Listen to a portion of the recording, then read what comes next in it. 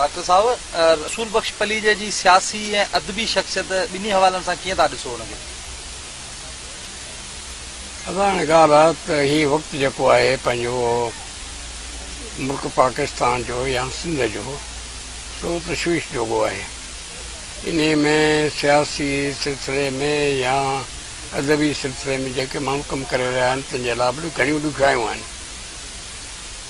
वधीक जेको अॻिते वधे थो ऐं का चङी ॻाल्हि करे थो जंहिंजो असरु पैदा थिए थो सो उहो माण्हू आहे जेको वधीक समझदार, मुंहिंजे ख़्याल में रसूल बख्श ज़हीन माण्हू आहे, समझदार माण्हू आहे।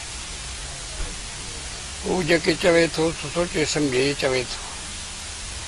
सियासत पंहिंजी जाइ ते आहे, उन ते त असांजो वस कोन्हे को के ॻाल्हियूं वॾियूं करणियूं पवनि थियूं जेके कंहिंखे न वणनि शायदि, पर हाणे हक़ीक़त जेका आहे उन ॾांहुं कदम वधाइण वॾी ख़ैर जो कमु कयईं जॾहिं सिंध जे पारां आवाज़ु खड़ो कयईं थी। पाणी जो मसइलो हो, तव्हांखे यादि आहे न केॾो ॾुखियो मसइलो हो। समूरनि कोशिशि कई, समूरनि जेके बि सिंध वारा समूरनि कोशिशि कई, बेशक रसूल बख्श ख़ासि कोशिशि कई जो हुनजी जेका तहरीक हुई त वॾो आवाज़ु उथारियो। अहिड़े तरीक़े सां ॿिया बि जेके असांजा आहिनि मसाइल तन ते हुनजी जेका तहरीक आहे सा आवाज़ु उथारे थी। ऐं इहो हिकिड़ी वॾी ॻाल्हि आहे त कम से कम आवाज़ु त उथारिजे, पोइ करे न को करे, पर पाण चइजे त ॻाल्हि इहा सही कान्हे का, सही ॻाल्हि हीअ आहे। सिंध जे लाइ अहिड़नि ज़हीन माण्हुनि जी ज़रूरत आहे ऐं रसूल बख्श पली जो मुंहिंजे ख़्याल में अकेलो माण्हू आहे।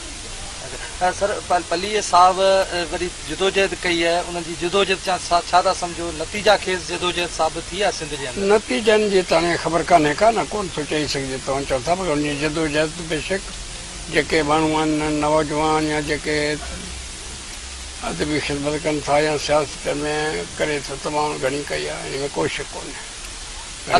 अदबी हवाले सां तकरारी पलीअ अदबी हवाले सां तकरारी मूंखे त कोन थो नज़र अचे। हाणे ॿियनि खे तकरारी, मुंहिंजो त कंहिं सां तकरार आहे कोन को, तंहिंजे करे मूंखे सभु सुठा था नज़र अचनि। ऐं उहो सुठियूं ॻाल्हियूं कंदो आहे, तेज़ ॻाल्हियूं कंदो आहे, सचियूं ॻाल्हियूं कंदो आहे, सयूं ॻाल्हियूं कंदो आहे। ॿुधणु घुरिजनि, सम्झणु घुरिजनि, रुगो तनक़ीद न कजे।